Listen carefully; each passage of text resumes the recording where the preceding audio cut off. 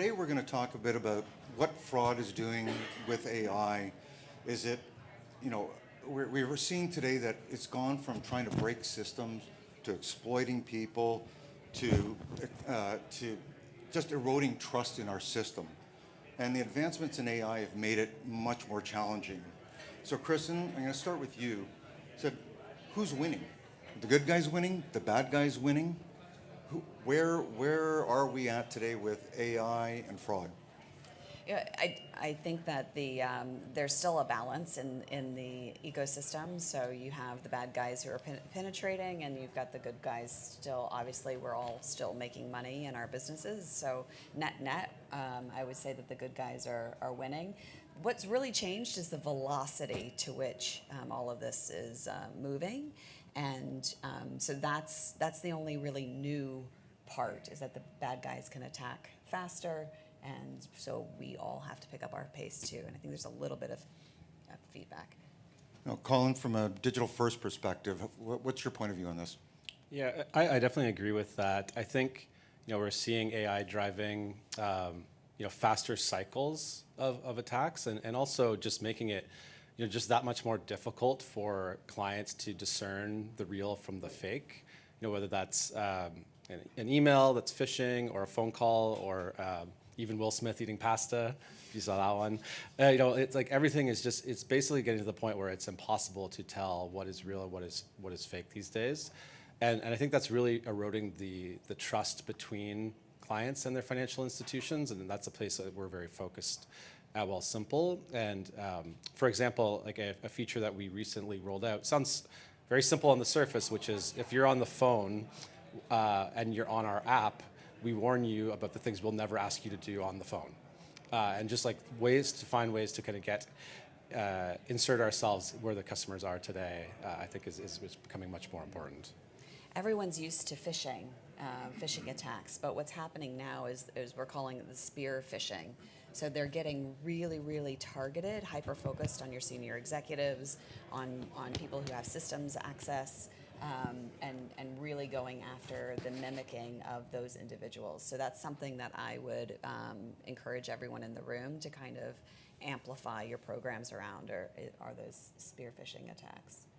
And Jose, we heard from Sardine just before this session, which threw some terror into how agentic AI is operating. From a digital identity perspective, what's your point of view here? Yeah, from our side, we agree with both points of view. I think AI has given us enough tools to fight AI with AI. This is what we are doing. For instance, just to mention one or two, with AI, we are able now to detect a fake document based on patterns, based on holograms and different capacities online. In 60 seconds, we are able, using AI, to detect if a document has been manipulated or it's been taken a photo, for instance. AI has given us also the capacities to determine pre-fraud signals, what we call. Before you have a fraud, you have some signals.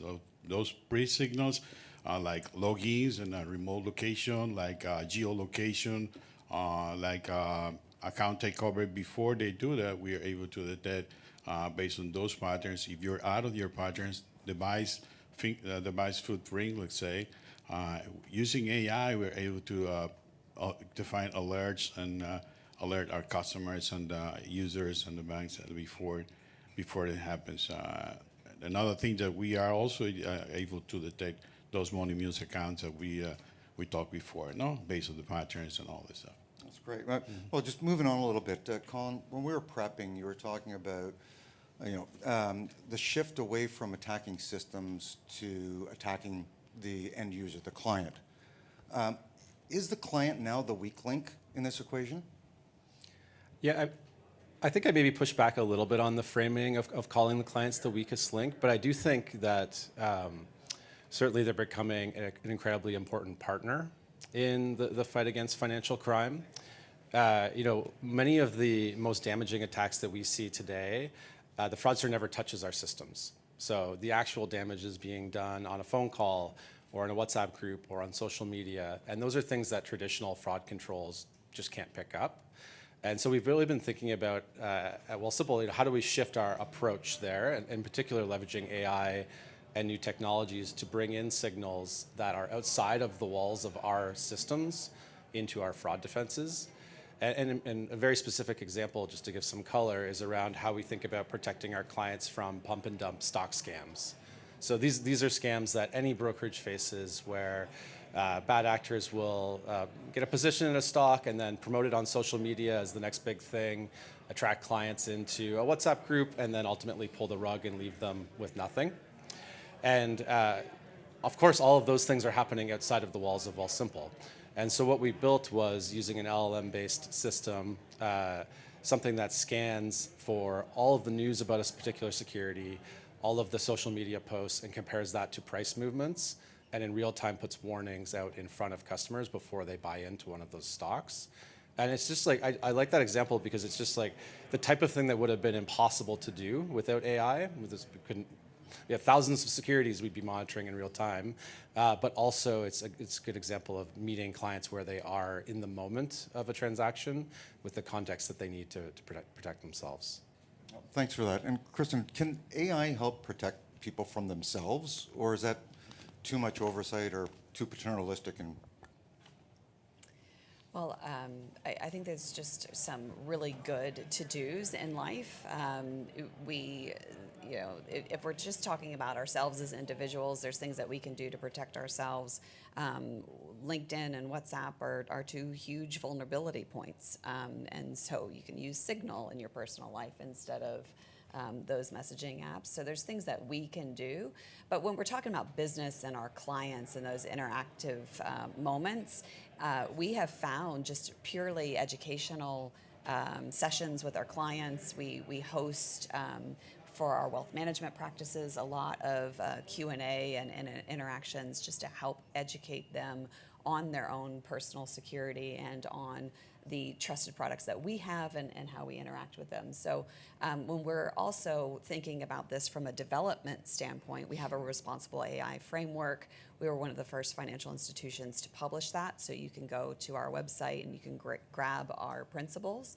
But those principles we use in our development flow. So those are the key things that we're looking for to hard code into our framework, whether that's fraud or AML or cyber. But we put those principles in and code to them so that we're hardening our infrastructure for our clients. that's great. And Jose, when a real customer is being manipulated by a fraudster, what ways can that be detected? I'm glad you brought that point to the panel, because one of the things that are commonly in every fraud, authorized or not authorized, is a money mule account. Usually or normally in 100% of the cases, the fraudster manipulates you to drive the transactions to an intermediary account. And those intermediary accounts are the one that we are able to detect before you do the fraud, you commit the fraud. How we do that? We create a balance score for that account based on the behavior and the pattern. I mean, an account that is suddenly dormant and overnight start doing transaction, we get a score, and that score allows us to determine if you are doing the transfer to a money mule account. So we are able to alert before you do the transfer or you do any transaction directed to that account. We're able to alert the customers and the way protect. So this behavior of that account, we're able to analyze it based on the, let's say, new account fraud. Suddenly, if the name is on the dark web exposed, we're able to determine that this might not be you. And we assign a score to that account. Assigning the score to that account, we are able to protect you before you do the transfer. No, and the new regulations are coming down to this kind of protections for the end user, for the customer. Well, speaking of the end user and customer, we spend a lot of time, and Colin, we talked about this too on our prep call, about friction in the process. And, we don't want to put friction in the process. We're all worried about the customer experience. But have we gone too far now? Is it incumbent on us to put friction back in the process and prevent the bad actors and take an extra minute or two to make sure our customers are protected? Yeah, I tend to think that the old adage of friction versus speed is not the right trade-off conversation anymore in the fraud space, and really the conversation should center more around trust. I think as a financial institution, the most important thing that we ship is trust, and everything we do is layered above. The fact that clients trust that their money is safe with their financial institution, and I think what that means is that they need to both feel safe as well as being kept safe behind the scenes. And the thing that has been the biggest surprise to me as we've worked through this as a company has been how much clients don't experience these security features as friction. They actually experience them as empowerment and having more control over their money. A couple features that we recently launched at Wealthsimple along these lines. One is this concept of trusted places, which allows you to designate geolocated areas like your home or your office, where any transaction that happens outside of those locations faces additional scrutiny and step up. And the take up there with basically no marketing has been quite incredible. And we're seeing clients opt in. I think we've had over 1 million transactions now go through with additional friction that clients are asking for, because it feels like an additional layer of control over their money. And similarly, we now have passkey enabled login, which again, it's different, new, requires a few extra steps to sign up, and again, without any marketing or push, over 15% of all the assets on our platform in the first month were protected by a passkey. So this concept of just latent demand in our client base, and I think in all Canadians, for more control over their money is the place that I'm really focused today. Just double clicking into that point, our clients really do want to own their own experience and have this flawless experience with us. And so one of the things that we've also done, similar to Colin, so we've done those steps. The other thing that we've done is anytime that we can keep them out of our call center, that the client likes it better. So they're actually enjoying their digital experience with us because we've enabled a lot of information at their fingertips. So what used to be a phone call to check a balance, or what used to be a phone call to see if such and such happened at an end of the day, or did I get my paycheck? That's one of the most common questions that we're asked. Did my paycheck come in yet? And we're able to just send a prompt to their phone proactively. So now that doesn't even become a phone call anymore, and they're getting all of these answers that they would have been asking, or sometimes they can even ask the question to our app in our interactive model. And that has really drastically reduced our fraud rate just by giving the client that better experience and more control. Well, thanks for that. And Jose, moving on a little bit, a lot of firms still treat KYC like it should only be at the front door. Verify the customer at onboarding and move on. Is that model still relevant? Well, I think it's still alive, and it's being multiplied, because now we have a full ecosystem of new concepts around the KYC. KYC was originally thought about during the onboarding process. Now KYC is going to be the radar during the whole journey. All of your customers needs to be verified, not only during the transactions, but also in the users, also in the agent, and that's why now I'm not sure if you're familiar with the PKYC concept, so the perpetual KYC, because you might not be on a blacklist when you did the onboarding, but maybe you can be in the blacklist in 3 months. So the perpetual KYC allows you to know who's your customer is during their whole journey, And if you add that to the know your agent, who is your agent, you can be able to authenticate or make sure that the behavior of this agent is related to all your patterns. And if you add that to the know your transactions, know your account, which is a money mule account, the concept, the know your account allows you to also make sure that the whole layer integrated. So from the customer identity perspective, this is not only the KYC that we know in the past, it has evolved into a whole ecosystem of new paradigms that are being created around the KYC. Great. And Colin, are you seeing the fraud develop after onboarding? And if so, where? Yeah, I mean, probably not surprisingly, we see many of the same types of fraud that are common across the financial ecosystem. I think as a digital brokerage, maybe the one other nuance for us is that when clients are moving money, it's not always for a transaction or to pay a bill, it's also for investments. And that's where we do have a unique challenge in helping clients identify investment scams, which are quite common and a challenge for all brokerages. I talked about one earlier with pump and dump schemes, but certainly any type of investment scam is not something that just KYC at the front door is sufficient for, and really requires us to have that ongoing relationship and monitoring and being there in the moments that those decisions are happening for our clients. Sure, and Kristin, Jose mentioned about perpetual monitoring. How does AI help in that ongoing perpetual monitoring? Well, we maintain the privacy requests of our clients, and in doing so, one of the understanding who and what our clients are, and increasingly so, our clients are going to be using agents to engage with us. So it's not just the human that is going to be engaging with us, the human's agent, which is a kind of a bot, will be interacting with us. So I'm not so worried about today's conversation. I'm trying to worry about what's coming 6 months from now, when we have more agents interacting with us than we do humans interacting with us.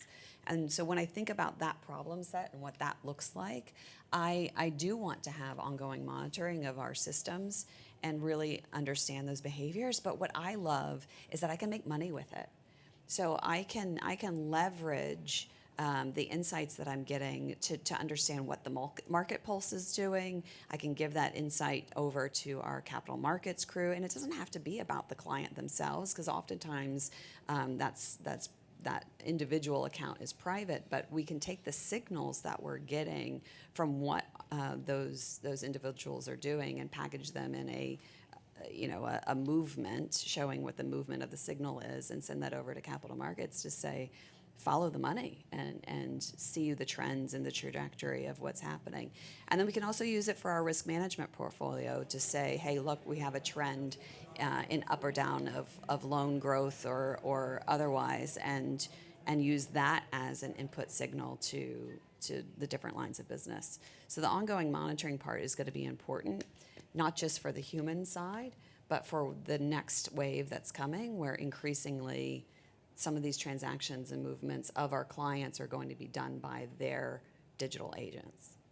That's great insights. And so I'm going to skip ahead on our little Q&A and go, in the essence of time. If you're developing your fraud mitigation stack today, you've got IDV, you've got predictive modeling, biometrics, document fraud detection. What are your top 3 investments? And what does your stack look like if you had a choice? Colin, I'm going to start with you. Yeah. Well, I'm a data guy, so I'm probably a bit biased. But to me, I think the biggest thing I would invest in is setting up the infrastructure and ability to get all of the signals out of your data that we've talked about already. I think that is, often maybe underestimated, the power that you can get out of all of the signals that you get internally already. And particularly today with new methodologies in both AI and things like foundation models, you're actually able to understand a lot more of the patterns that a particular client would normally do, and it makes it much more powerful to catch outliers. So I think, I would invest, I guess that means in the data infrastructure, the talent, and the ability to kind of extract those insights, because I think every company is sitting on their own proprietary data about their client base, which is one of their most powerful assets here. Kristin? I would really invest in something called entity resolution. I think that is not a fundamental capability that too many people have. I love the selfie. That's fun. So entity resolution is something that I would definitely invest in as a core foundational capability. Just to build on Colin's point, that's something when you have the collection of data, that's a way to recombine it and be able to create those signals. You'll be hard pressed to develop any of the signals that any of us have been mentioning if you don't have that done well, and very few people do. It's kind of a step that's missed, and you know, that helps. I had this phrase, keep the dead dead, meaning you'd be amazed in your data set how many people are no longer with us that are still actively trading in your portfolios and actively moving money around. So just, you know, use entity resolution and figure out what accounts really don't belong. Thanks very much, Jose. Well, I would think about the account takeover first. I mean, because this is one of the largest fraud patterns, and now it's affecting the customers, affecting the organizations. Secondly, I would think about behavior biometrics and think about how we can have the customer pattern along all the journeys, because most of the organizations start today in the KYC, know your customer, comply with the regulations, but most of the fraud are underneath that because when the customer does transactions and you're not able to detect priority to that transaction that this is a fraud. For instance, some of the behavior biometrics that we are able to detect now with AI is, let's say, device downgrade. You don't always go from an iPhone 16 to an iPhone 11. No, if you are using that iPhone and the processor using a different iPhone or other Android, then our technology is able to detect that during the whole cycle. Now, this is based on added to geolocation, and that combination of behavior and also money mule account detection, because this is a common factor of all fraud, authorized or non-authorized. Money is always going to an intermediary account. How are you able to detect it? How are you able to identify and classify it? Also, say assign a score, no? And that would be the three priorities now in marketing to stop fraud. That's great. Thank you very much. And I want to thank our panelists for joining us today and open the floor to any questions you may have for Kristin, Colin, or Jose.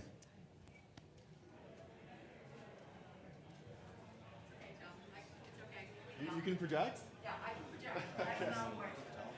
Yeah, maybe if So, fraud and rules, AI technology looks for syndicate fraud, looks for the bad actors who are organized crime, who do account takeovers, synthetic frauds, yada, yada, yada. But what is rising now is first-party fraud. And I always say that there is an ability to pay, and then there's the willingness to pay. And when we look at our geopolitical environment, people can't afford apples. And so they are being swayed to maybe give up their IDs or whatever. How are the three of you accommodating or looking after this rise of first-party fraud in portfolios? ladies first. That's a good way.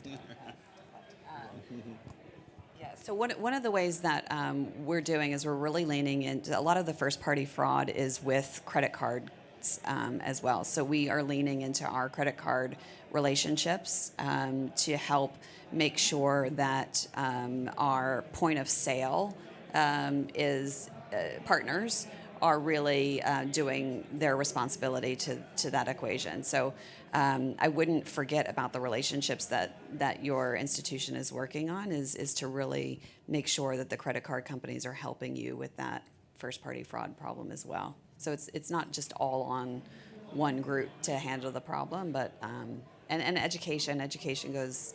We can't stop communicating to people that these trade-offs aren't, always healthy. There we go. Completely agree on the credit card point, and I do think lending is the space where this shows up the most. The other way that we think about this is in our brokerage, we have the concept of basically a client trust score, which we use to unlock new features over time where we take on more risk as we get more comfortable with the profile. So it's a different strategy, to your point, than looking at third-party fraud or looking for an account takeover, but it follows some of the similar methodology where we really think about, how much business have we done with this client? How long what's their tenure? What signals are they giving us that they are trustworthy? And that's a way that we think about combating that as well. Jose? Yeah. Yeah, in our case, we think about the not only the customer journey, but the education. Customer, I agree with Kristin on that. Customers are, and the organizations has invested a lot of budget on trying to educate their customers. We will never ask you the codes by the phone, and you still have frauds on that vectors now, no? Customers, they take away this sense of urgency that the fraudster push and they always fail on that, no? So this is one of the things that we consider that education is very, very important on that topic.